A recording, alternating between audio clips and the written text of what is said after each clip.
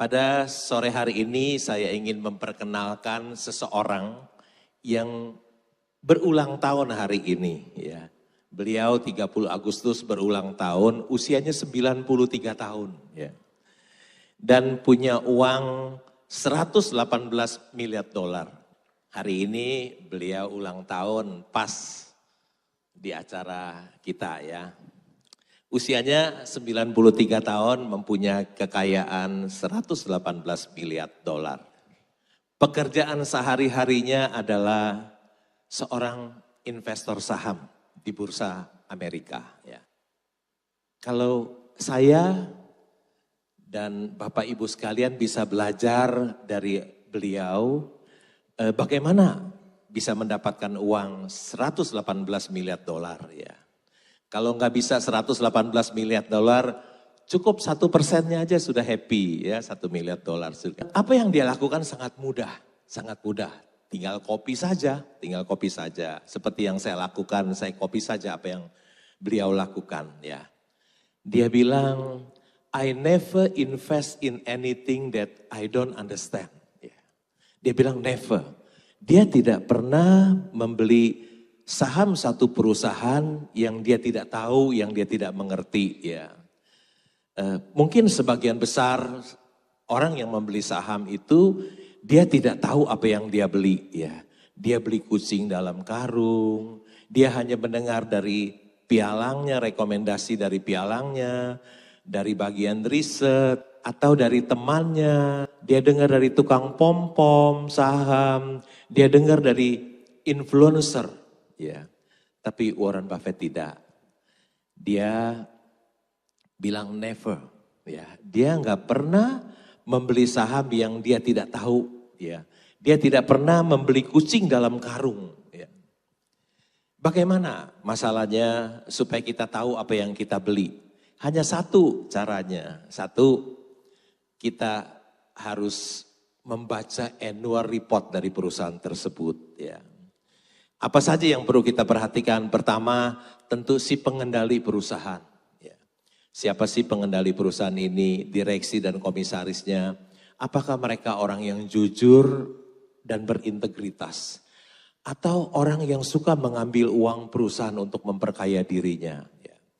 Tentu sebagai seorang sleeping shareholder, investor saham, sangat mengerikan sekali kalau si pengendali, direksi dan komisaris perusahaan itu orang yang tidak jujur. Yang kedua, yang kita perhatikan adalah apa sih bidang usaha dari perusahaan tersebut. Ya.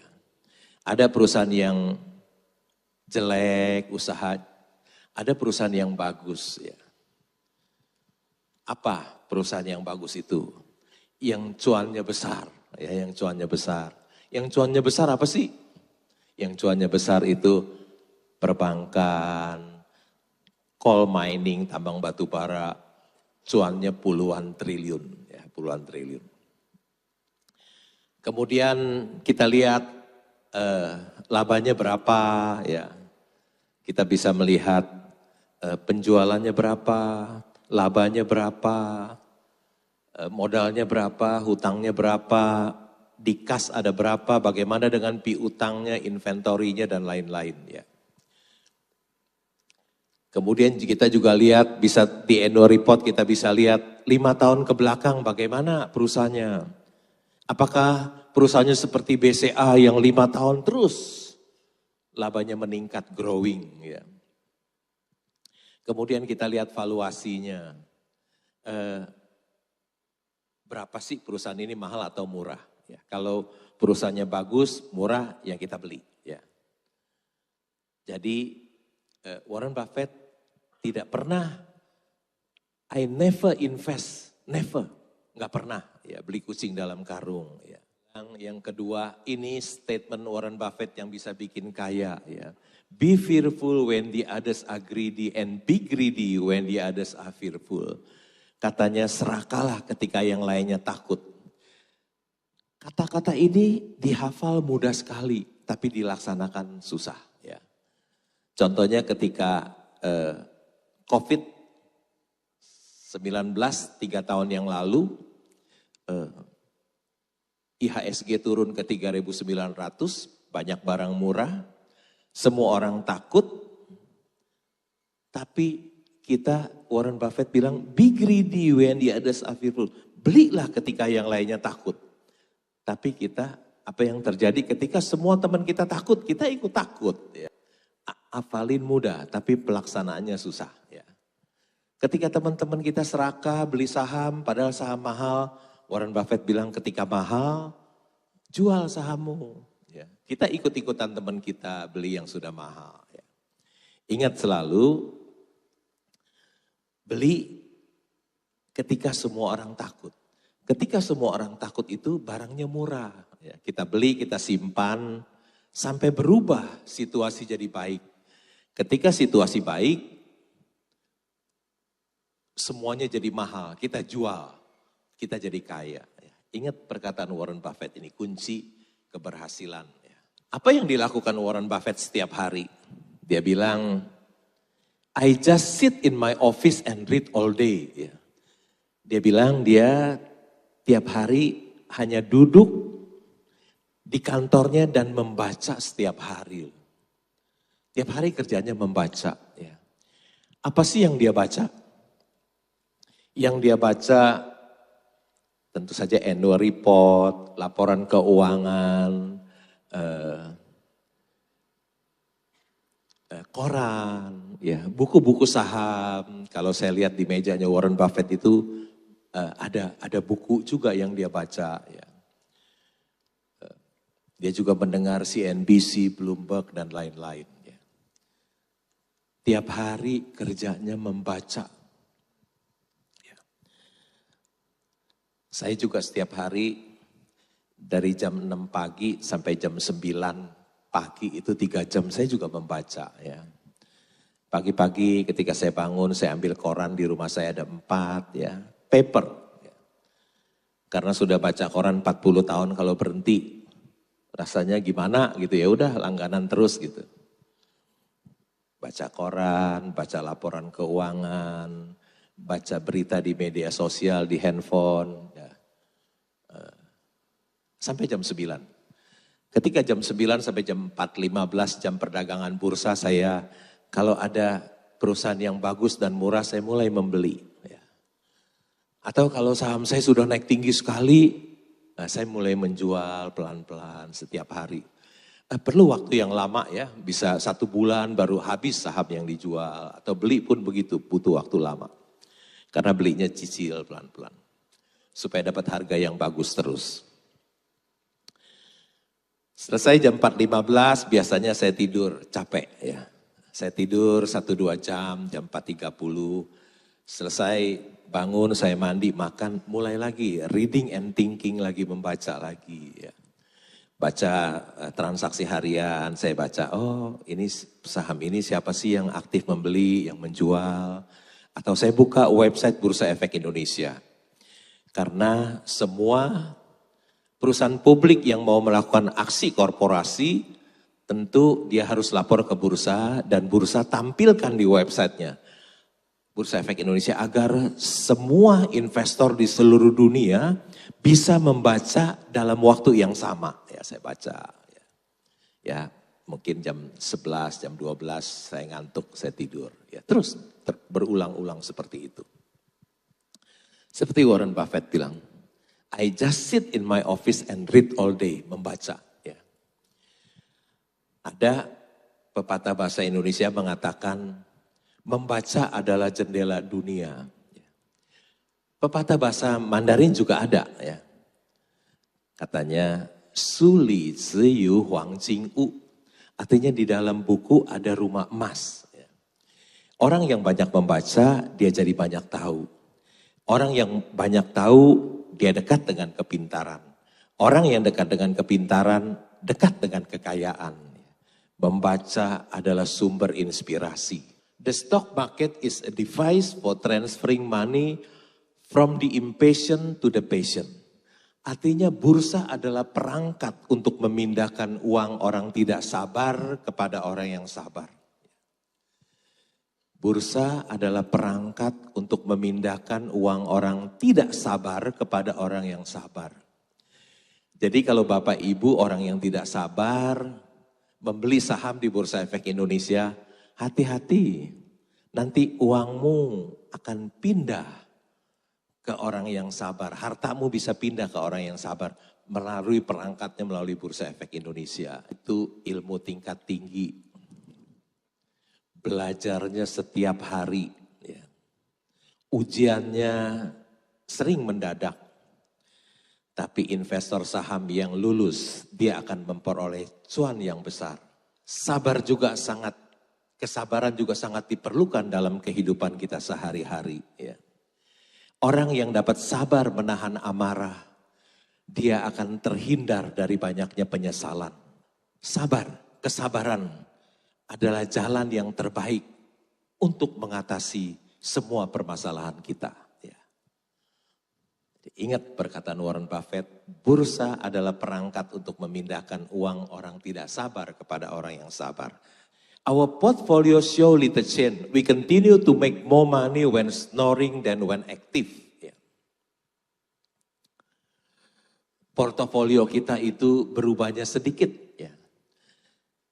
Kami mendapatkan lebih banyak uang ketika ngorok daripada kita aktif. Ya. Gak pernah dengar kan? Ada orang ngorok lebih kaya daripada dia aktif. Padahal kita selalu diajarkan kerja keras, dan kerja keras. Ya.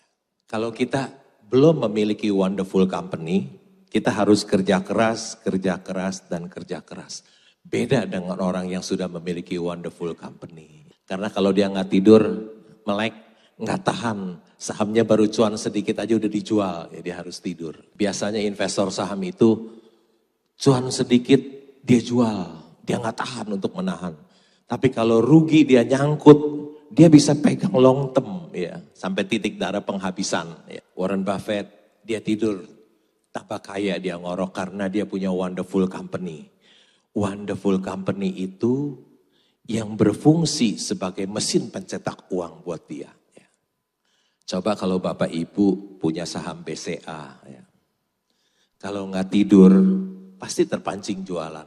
Ya. BCA itu sejak go public sampai sekarang, dulu 1.400, sekarang 9.250 dikali 40, kira-kira 370.000, sudah memberikan capital gain kepada seluruh pemegang sahamnya sebesar kira-kira 26.000 lebih persen, ya 26.000% lebih. Semua pemegang sahamnya pada cuan besar punya BCA. Ya. Kalau kita dulu misalnya tahun 2000 beli saham BCA 1 juta saham, 1,4 miliar. Ya.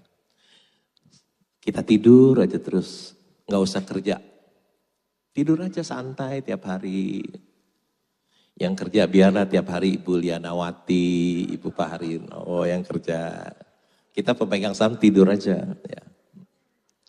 Setelah kita tidur, 23 tahun kemudian kita bangun, uang 1,4 miliar gitu, 1,4 miliar kita yang kita investasikan di BCA, jadi 370 miliar loh.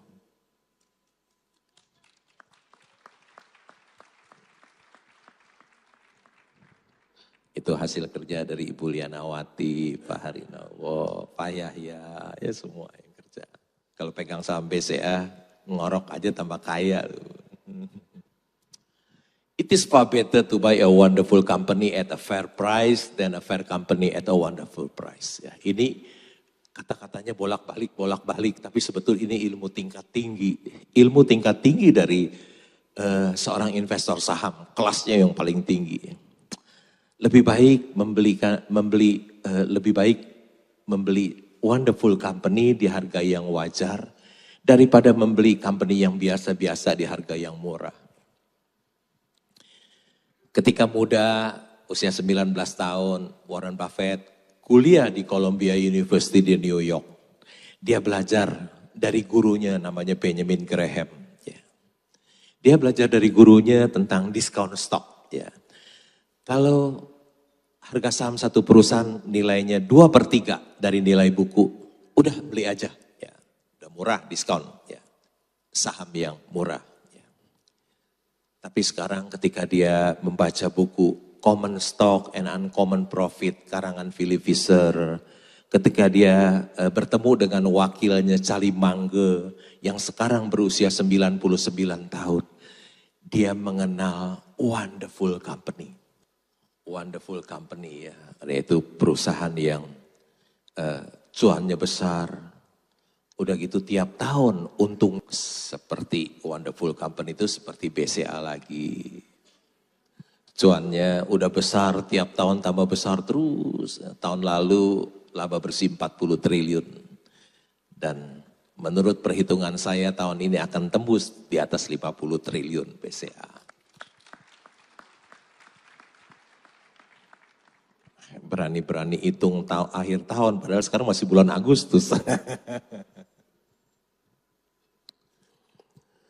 Sekarang dia nggak mau beli saham diskon lagi, dia pegang Wonderful Company, ya Wonderful Company. Opportunities come infrequently when it rains gold, put out the bucket, not the timber. Ya. Kesempatan itu datangnya jarang. Ya. Ketika hujan emas, keluarkan ember yang besar, bukan gayung. Ya. Kesempatan itu jarang. Ya. Ketika 3 tahun yang lalu ketika COVID ya, itu sebetulnya sedang terjadi hujan emas di Bursa Efek Indonesia. Perusahaan-perusahaan bagus, harganya dijual murah sekali ya. Terjadi hujan emas di Bursa Efek Indonesia. Harusnya kita keluarkan ember yang besar, kita beli saham. Tentu company yang bagus ya, Wonderful Company ya. Kita beli, kita simpan, wah sekarang udah cuan besar sekali, ya. Ingat, kalau ada hujan emas, penurunan harga saham itu adalah kesempatan emas ya, untuk kita beli.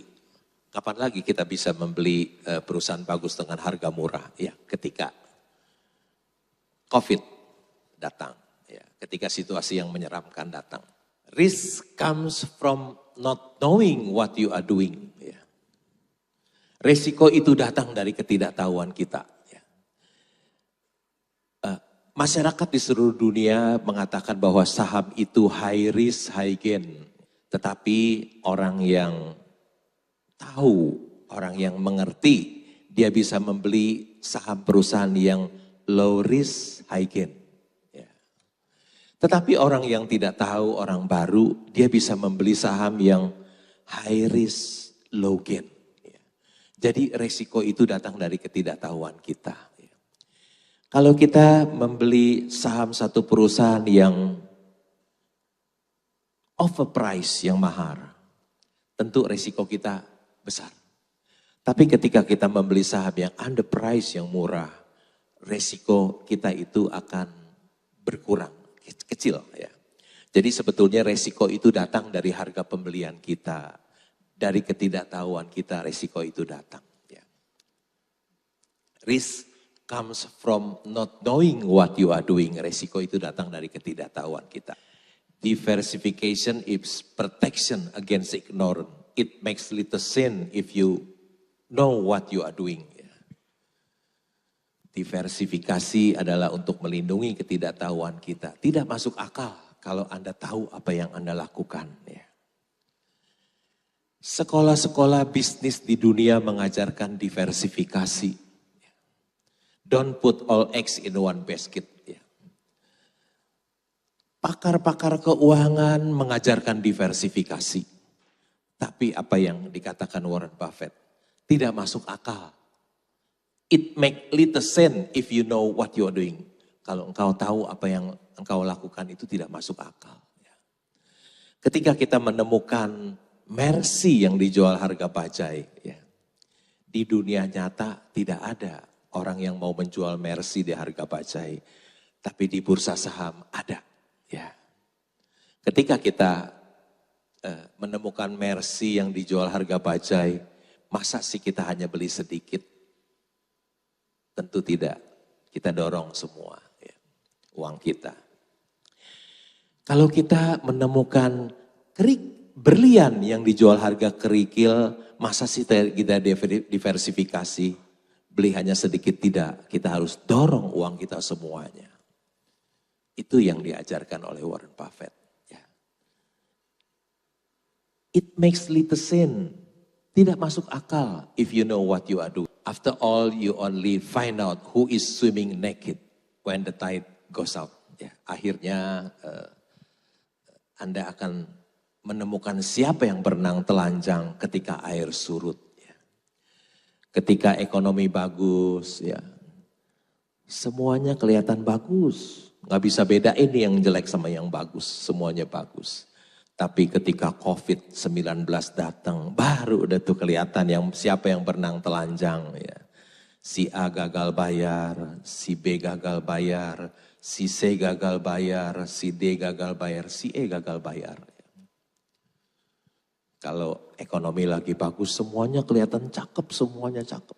Nanti kalau ada badai datang, ada kesulitan datang, baru kelihatan. Ya, baru kelihatan siapa yang baik dan siapa yang buruk. I am not interested in cars. And my goal is not to make people envious. Saya nggak suka mobil, ya. Dan tujuan saya tidak bukan untuk membuat orang iri, ya, orang iri.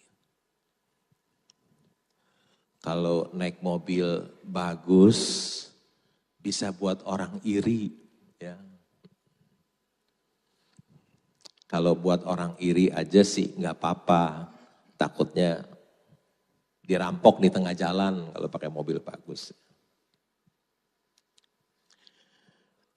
Kalau kita membeli mobil yang mahal, ya, tiap tahun ada depresiasi loh, nilainya turun, ya. Kemudian berujung jadi besi tua. Ya. Tapi beda dengan orang yang punya uang beli saham. Harga sahamnya apresiasi naik terus. Kalau dia beli wonderful company ya naik terus, ya. Nanti uangnya beda. Seorang yang beli mobil dengan orang yang beli saham wonderful company hasilnya beda tuh nanti, ya. 5 tahun lagi, 10 tahun yang akan datang. Warren Buffett gak suka. The only place that people ride to a Rolls Royce to get advice from those who take the subway. Satu-satunya tempat di dunia orang naik Rolls Royce, ya satu-satu tempat di dunia itu di Wall Street. Orang naik Rolls Royce minta nasihat investasi dari orang yang naik subway. Naik subway. Orang kaya minta nasihat investasi dari orang miskin artinya. Tentu terbalik. Harusnya dia harus minta nasihat investasi dari orang yang lebih kaya dari dia. Masa tanya sama orang yang miskin. Ya. Naik Rolls Royce, minta nasihat investasi dari orang yang naik subway. Ya. Saya pernah tinggal di New York, ya, sebulan. Karena saya pengen tahu tentang Wall Street, saya tinggal di Wall Street.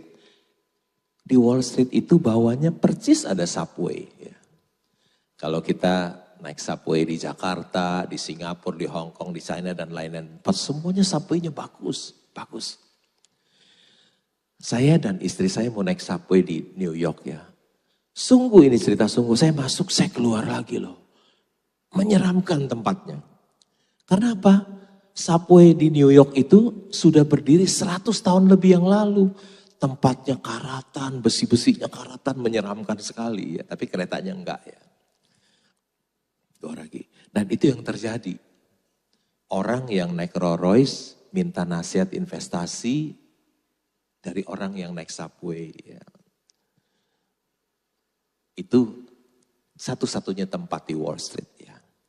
Sepertinya di Bursa Efek Indonesia juga ada, ya, orang yang naik Mercy minta nasihat investasi dari orang yang naik busway. Ya. Ada juga, ya. Kita harus ingat kalau kita mau minta nasihat investasi harus kepada orang yang lebih kaya dari kita. Ya. Nggak boleh orang yang lebih susah dari kita, jangan. Ya. Kalau kita orang kaya minta nasihat investasi dari orang yang nggak punya, rasanya keliru. Ya, keliru. Harus bertanya kepada orang yang lebih kaya dari kita. Next. To invest successfully, you need not understand beta, efficient market, modern portfolio theory, option pricing, or emerging market. You may in fact be better of knowing nothing of this. Nggak perlu, kata Warren Buffett. Lebih baik jangan dipelajarin gituan, nggak perlu ya.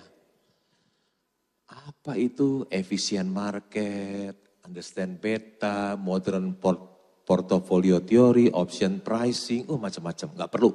Ya, lebih baik nggak tahu gituan. Next, I be a bum on the street with a tin of cup if the market were always efficient. Saya akan tetap jadi gelandangan kalau pasar itu efisien.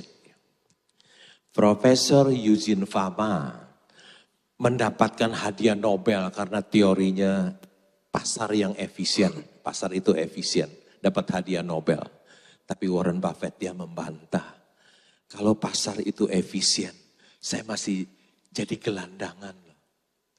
Masih jadi gelandangan. Tentu dia nggak bisa menemukan Mercy yang dijual harga bajai kalau pasar itu efisien. Next. If calculus or algebra were required to be a great investor, I have to go back to delivering newspaper.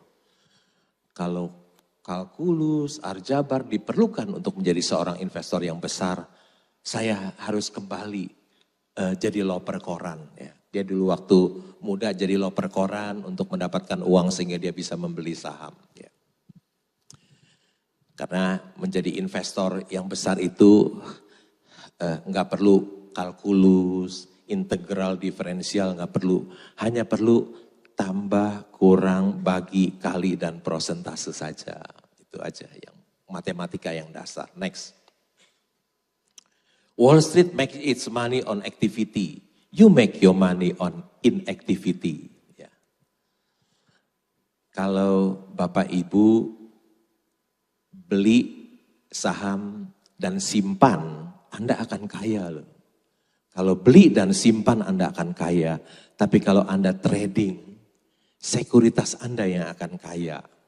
If you don't find a way to make money while you sleep, you will work until you die. Kalau Anda tidak bisa mendapatkan uang ketika tidur, Anda harus bekerja sampai mati. Satu hari diundang bicara di satu universitas, ya. Rektor dan dekan hadir. Ya. Kemudian ketika makan, Pak Rektor bilang, saya lihat dosen-dosen itu orang yang pintar-pintar, ya. Tapi sayang ketika pensiun kesulitan keuangan. Ya. Ya. Makanya kita harus seperti Warren Buffett bilang, kalau kamu tidak bisa mendapatkan uang ketika tidur, maka Anda harus bekerja sampai mati. Ya. Next. You have to read a jillion corporate annual report and their financial statement. Engkau harus membaca annual report dan laporan keuangan yang sangat banyak. Karena ini adalah kunci sukses dari seorang investor saham. Tidak ada cara yang lain. Kunci suksesnya adalah ini. Membaca laporan keuangan yang sangat banyak sekali. Ya. Make a good deal with a bad person. Engkau tidak akan mendapatkan kesepakatan yang baik dengan orang-orang yang buruk. Ya. Kalau mau buat kesepakatan, lihat dulu orang itu orang baik atau orang tidak. Orang yang tidak baik ya. Next. The best thing that happened to us is when a great company gets into temporary trouble. We want to buy them when they are on the operating table. Ya. Ketika perusahaan yang sangat hebat itu kesulitan sementara. Bukan kesulitan permanen ya. Ketika dia sedang di meja operasi tentu harganya murah sekali ya, murah sekali ya. Contohnya ketika dia membeli saham Bank of America ya. Ada kesulitan sementara, sedang di meja operasi dan dia membelinya dan dia mendapatkan keuntungan yang sangat besar sekali ketika membeli Bank of America. Next. Gokil Warren Buffett, cuan gede 1.720 triliun dari Apple. Ngeri ya. Dagang apa bisa sekali cuan 1.720 triliun ya. Hanya beli saham Apple, kemudian ditinggal bobo cuannya 1.720 triliun. orang-orang umur 93 lagi bingung, lagi kesulitan uang. Banyak orang yang tua 93 itu lagi duitnya habis, kesulitan uang. Tapi orang tua ini yang hari ini berulang tahun, sekali beli saham cuannya 1.720 triliun. Ayo mau dagang apa yang bisa cuan segede ini? Ya. Seorang salah satu pekerjaan yang terbaik di dunia, salah satu pekerjaan yang terbaik di dunia adalah menjadi seorang investor saham. Ya. Menjadi seorang investor saham adalah salah satu pekerjaan yang terbaik di dunia. Enak loh, nggak usah kerja, tidur-tidur aja, bangun-bangun cuan 1.720 triliun. Saya rasa waktu saya sudah lewat, saya akhiri presentasi saya sampai di sini. Semoga bermanfaat bagi Bapak Ibu sekalian. Terima kasih. Mungkin pertanyaan pertama ya Pak Lo, apa sih yang membuat Anda berani awalnya untuk jadi investor saham, resign dan jadi full time investor Pak? Ya tentu saya dulu sering cerita bahwa saya jadi seorang klerk di bank selama 11 tahun. Ya. Gaji kecil, tapi bisa hidup hemat dan sederhana. Masih ada sisa uang untuk dibelikan saham. Ya, masih dibelikan. Dan ketika saya memulai membeli saham itu 34 tahun yang lalu, tahun 89, tahun 96, uang saya sudah cukup banyak. Saya pikir uang saya sudah cukup banyak dan sudah punya 7 tahun pengalaman jadi investor saham.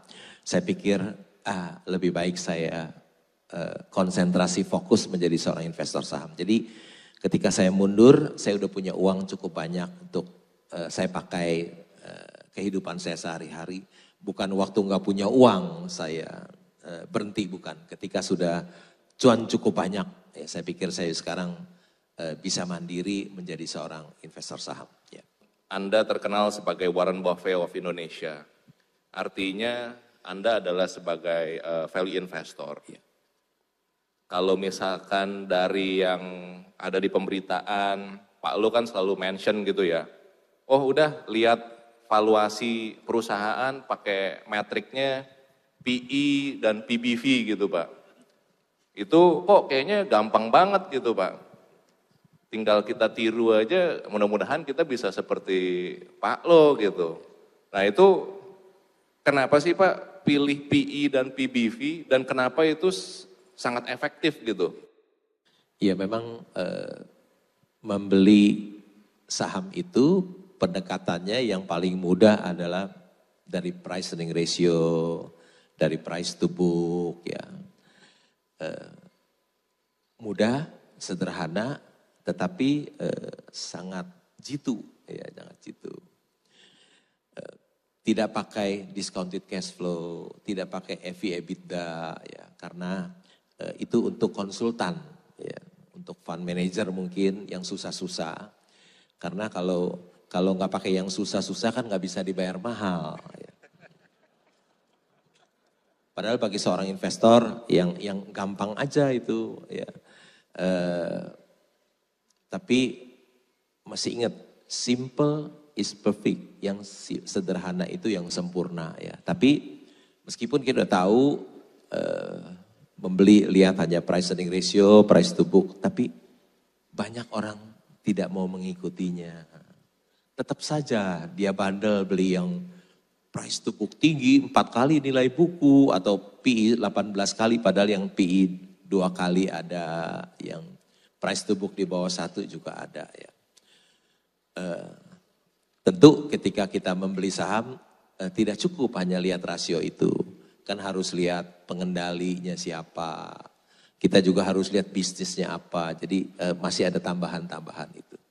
RTI tadi ya Pak, Ya. read, thinking, dan jangan lupa investnya ya Pak. Selain RTI itu ada satu elemen lagi sih Pak yang saya kayaknya observasi dari penjelasan Pak Lo. Sabar Pak. Cara jadi orang sabar tuh gimana sih Pak? Kan tadi udah dijelasin. Sabar itu ilmu tingkat tinggi. kita bisa sabar kalau kita tahu apa yang kita beli. Ya. Kalau kita tidak tahu apa yang kita beli, tentu kita tidak bisa sabar. Kita biasa sabar. Ya. Brand or emotion, tentu 100% brand, not emotion. Ya. Jadi kalau kita tahu bahwa kita punya ini Mercy harga bajai, tentu kita dapat sabar menunggu. Orang yang tidak dapat sabar itu karena dia tidak tahu apa yang dia beli. Ya. Dia beli hanya rekomendasi dari teman, dari pialangnya, dari tukang pom-pom, dari influencer. Tentu dia nggak tahu apa yang dia beli kucing dalam karung sehingga dia tidak bisa bersabar. Oke. Bapak Loh Keng Hong, terima kasih Pak atas tips untuk menjadi orang yang lebih sabar lagi Pak. Dia harus tahu apa yang dia beli. Ya. Sama tadi sih dari penjelasan Bapak Loh Keng Hong bahwa terlihat kaya sama beneran kaya itu berbeda ya Pak? Kenapa? Terlihat kaya dan beneran orang kaya itu bedanya di mana sih? Gitu. Dari luarnya sama tapi kantongnya beda. Soalnya saya cuma mau sharing pengalaman ketemu Bapak Loh Keng Hong ini pas kita lunch bersama, saya kaget, wah Bapak Loh Keng Hong datang ke restoran naik taksi Pak. Iya, karena supir saya sudah berhenti, terus saya nggak punya passion naik mobil, males ya udahlah saya naik Bluebird saja. Naik Bluebird ketemu sama direktur BCA lagi. Tapi hari ini enggak kok, ada anak saya yang antar saya ke sini. Ya, kira-kira gitu ya. Memang saya ketika jadi klerek dulu hidup hemat dan sederhana, kebablasan sampai sekarang. Kebablasan, sampai tua kebablasan. Jadi terus melakukan frugal living ya, hidup hemat dan sederhana ya. Kebablasan. Oke, mungkin itu way of living ya Bapak Loh Keng Hong ya. Jadi memang sabar, frugal living itu kunci Pak. Jadi orang kaya ya. Terus Bapak Loh Keng Hong kan sudah 25 tahun ya, jadi 30-40 tahun ya Pak ya? 34 tahun jadi investor saham. 34 tahun, 25 tahun jadi full time investor. Iya, 25 tahun work from home. Work from home, Iya. Kita baru tahu work from home kayak 3-4 tahun lalu Pak, waktu COVID. Saya sudah work from home 25 tahun, ya sejak saya berhenti kerja, terus saya tiap hari di rumah saja. Jadi investor saham, Bapak Loh Keng Hong selalu bilang kasta tertinggi ya Pak. Nggak bisa dipecat Pak kalau nggak jual sahamnya. Iya, karena direksi, komisaris, manajer dan seluruh karyawan kan bisa dipecat setiap saat. Tapi seorang pemegang saham nggak bisa dipecat. Ambil kesimpulan Pak dari sesi The Value of Investing, Brain versus Emotion. Saya rasa hanya dua ya Pak. Satu, RTI, kalau mau jadi investor yang handal, read, thinking, dan invest, perbanyak jam terbang. Dan yang kedua, ilmu tingkat tinggi yang tadi Bapak Loh Keng Hong selalu tekankan. Jadilah orang yang sabar, dan sabar.